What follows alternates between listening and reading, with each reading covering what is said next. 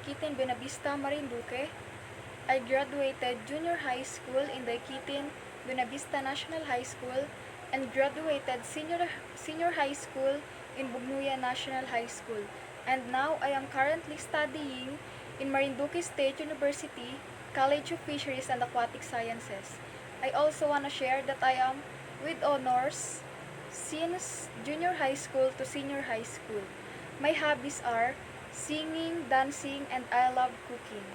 My mother is Norinel S. Rotolo, and my father is Reynan S. Rodriguez, and my brother is Reniel R. Rodriguez. But I live in my grandma's house. She is Nora S. Rotolo. I am smart, confidently beautiful, independent, powerful, cautious, and creative. I also love hiking and nature trip with my friends, families, relatives. My favorite food is adobo, and my favorite fruit is banana. My favorite movie is K-drama. And also, I play an old games like Pico, Tumbang Preso, and Tumbang Bahay. Call me old, but I like old songs. I am not a pretender, and I always be who I am.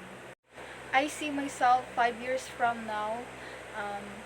I am a strong person, a lady who has dignity, and a powerful. I have my own house, my own car, and I have a small business here in Marinduque with my family. And also, I am the teacher that I want to be since I was a kid. And I hope this success won't end. And I hope being a teacher will last long. And a partner who will always there for me. A partner who will take care for me, and a partner who always beside me and protect me even though I am not the perfect woman in the world. And lastly, I see myself 5 years from now as a successful woman.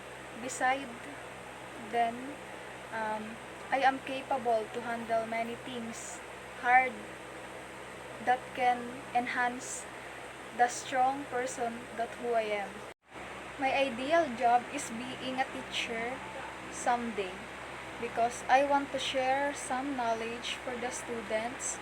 I want to inspire them, motivate them, and show them that education is important to our life. And also, besides of being a teacher, I want to be a second mother for them, especially for the student who has or who have no family, who loves them. I will show that being a teacher always loves them, support them, and give what they needs. And I know that being a teacher is not easy because some students have no respect, but some have a respect. But what important is you show who you are and you teach them the proper manners even though they not um, learn or they didn't follow you. Just be a teacher you want to be, and aside from this, you always be their side, teach them, give them learnings, knowledge, and new skills that they need in the future. The matter is be a good teacher that always there for them, and don't be a teacher that students scared of you. Always remember, being a teacher is just like a parent. You need to understand and accept students' perspective. I mean their different perspective and opinions about you. And as you know, I love kids because I have so many cousins that I tutoring in their lessons, assignments, and projects. You should hire me because aside from being smart, I am a strong, independent, and always capable in doing things. And I promise that if you choose me, you will never regret in the end. And I always show who I am. I will never pretend and just be who I am. I am also physically, mentally, emotionally stable. Before I end this, choose me because I will do everything.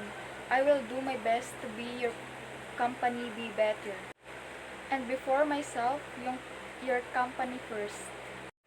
I know that there's a lot of people that are capable to your company, but here I am, confidently volunteer to be the one of your company and to be the perfect employee. Or even though I'm not perfect, I am the best employee you will ever have. I will never embarrass and disgust your company, though I am the one who will make it beautiful in the future. So this is the end. I hope in the future you choose me.